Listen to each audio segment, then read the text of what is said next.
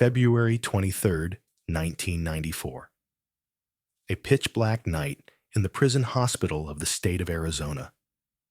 Convicted murderer Michael G., sentenced to death for 3 especially brutal killings, lies unconscious after a drug overdose.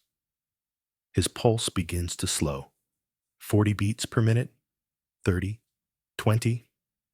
Then, on the monitor, a sinister, flat line appears. Clinical death. And that is when the truly inexplicable begins. What Michael saw on the other side of life shattered the understanding of psychiatrists, priests, and researchers of the paranormal alike. This isn't just a tale about the afterlife. This is a documented account of how divine justice really works. A story that will force you to reconsider everything you thought you knew about sin and retribution. Today, we take a deep dive into the chilling testimony of a man who saw the very architecture of hell with his own eyes and came face to face with one of the most terrifying criminals in human history. Before we dive into this unbelievable account, we must first understand its full context and significance. Michael G. is not a character from a horror story or a Hollywood script. He is a real person. His case file is still stored in the archives of a maximum security prison. His crimes were so gruesome that even seasoned investigators recoiled at the details. 4 minutes and 37 seconds.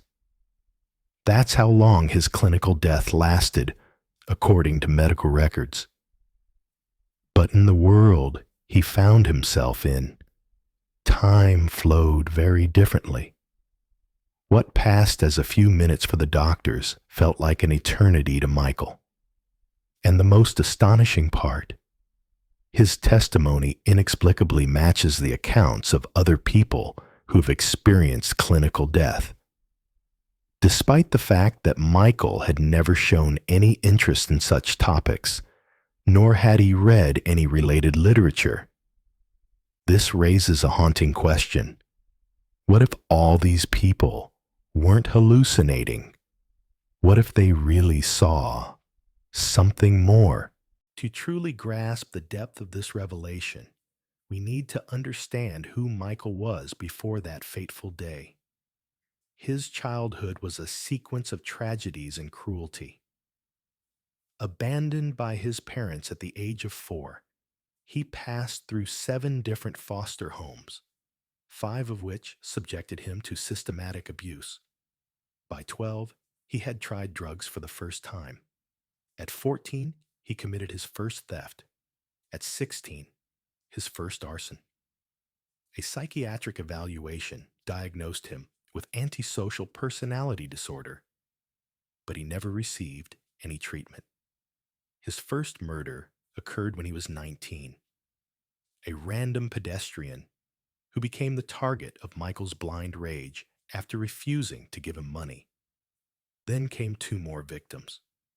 A woman he tortured for 3 days before killing, and an elderly man murdered simply because he was too loud to let him sleep. During the trial, Michael showed not a trace of remorse. They brought it on themselves, he said with chilling calm. I was just cleaning the world of the weak. But on that February night, when his heart stopped, everything changed. Doctors noted that after resuscitation, his personality had completely flipped, as if someone had turned his soul upside down. The first thing Michael felt, according to him, was a strange sensation of rapid falling, but not downward as one might expect, rather inward, as if his entire being was collapsing into an infinitely dense point. Then came the smells, faint at first, but quickly intensifying, the stench of rotting flesh mixed with the sharp odor of sulfur and something metallic, reminiscent of blood. The air was so thick it could almost be cut with a knife. The darkness around him wasn't total. It flickered and pulsed, like the screen of an old TV with a broken signal. And then he began to hear sounds. At first, it was a barely audible whisper, as if countless voices were speaking all at once in different languages. Gradually, the whisper grew louder, morphing into a deafening roar, a cacophony of thousands of voices crying, screaming, laughing, a true symphony of human despair. Michael tried to cover his ears, but the sound bypassed them entirely, pouring straight into his consciousness. That was the first realization, that in this place, the familiar laws of physics no longer applied. When the initial shock wore off, Michael realized he was standing in an endless corridor. But its walls weren't made of stone or metal. They were made of faces. Thousands, millions of human faces, each one twisted in a grotesque mask of pain. They weren't just staring at him. They were screaming, but not with voices. Rather with thoughts, raw and overwhelming, pouring directly into his mind, bypassing his ears entirely. The floor beneath his feet was sticky and warm, like fresh blood. Every step he took produced a nauseating squelch. In the distance, a dim red light flickered. But no matter how far Michael walked, the light never got closer, and the corridor never ended. That's when he understood the fundamental difference between this place and the world he knew. Here, space was not governed by physics, but by something else, something moral. It was as if the very structure of this hell was responding to his consciousness, showing him exactly what he deserved to see. Time, too, was distorted. Minutes stretched into hours, while hours collapsed into single moments. There were times when Michael felt he had spent an eternity in this place, and yet realized that not even a second had passed. In one of the countless branching corridors, Michael noticed a solitary figure. A man was sitting with his knees drawn to his chest, rocking rhythmically back and forth, mumbling something under his breath. As Michael approached, a strange feeling of recognition washed over him. The mustache, the hairstyle, that predatory profile. It couldn't be, but it was. It was him, Adolf Hitler. But not the confident dictator from archival footage.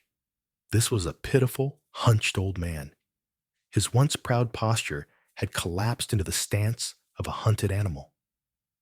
The eyes that once ignited crowds were now vacant and hollow, and his lips murmured incoherent fragments. You're here?" Michael barely managed to utter the words. Hitler slowly lifted his gaze, and for a fleeting moment, there was something like recognition in his eyes. "We're all here," he rasped, his voice dry and broken. "Everyone gets exactly what they deserve, and this place is yours too, murderer." The words rang out with such unexpected clarity that Michael stumbled backward. In that instant, he understood the terrifying truth. In this place, there are no pretenses, no masks, only the bare essence of every soul. But the most terrifying part was yet to come. From the darkness, they began to emerge. 3 of them, the very people whose lives had been cut short by Michael's hand. The first to appear was the old man, his last victim. He looked exactly as he had on that dreadful day, even bearing the same wounds on his body. But his expression was different.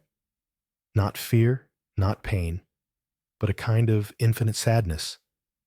Next came the woman, Michael's second victim. She didn't look at him. She just stood there, eyes lowered. And last came the young man, Michael's first victim. They said nothing. They simply looked at him. And in their eyes there was no hatred, no desire for revenge, only deep, unspeakable sorrow, and something strange, understanding. And that hurt Michael more than anything else. He tried to scream, to apologize, to explain that he didn't mean it, that it was an accident, that he had changed. But the sound got stuck in his throat. It was in that moment that he grasped the most terrifying truth of this place. Hell isn't boiling cauldrons or demons with pitchforks. Hell is where you're left alone, forever, with the consequences of your actions, where everyone you've ever hurt stands before you, and you are forced to see yourself through their eyes. And the most horrifying part, you understand that you deserve it. When the doctors resuscitated Michael, he didn't immediately understand where he was. His first words were, "Send me back. I have to tell them. I have to." But what exactly he wanted to say was never revealed. In the days that followed, Michael was unusually silent. He refused a lawyer, declined interviews with journalists, even turned away the prison chaplain. The prison psychiatrist wrote in his journal, "The patient gives the impression of someone who has undergone profound psychological trauma. He is no longer the cynical killer. There's an unspeakable horror in his eyes." 11 days later, Michael was found dead in his cell. The official cause of death, cardiac arrest. But those who had heard his story knew the truth. Michael couldn't live with what he had seen. His final words, as recorded by the prison guard, were, "They're waiting for me. And this time, I won't be coming back." This story makes you reflect on many things. What matters more, fear of punishment or the realization of the irreversibility of our actions? Is hell a physical place or a state of consciousness? And most importantly, can we change our fate after death? If questions like these fascinate you, if you want to explore more documented cases of near-death experiences, subscribe to our channel. In upcoming episodes, we'll uncover more shocking stories that will change the way you see life, death, and what may lie beyond.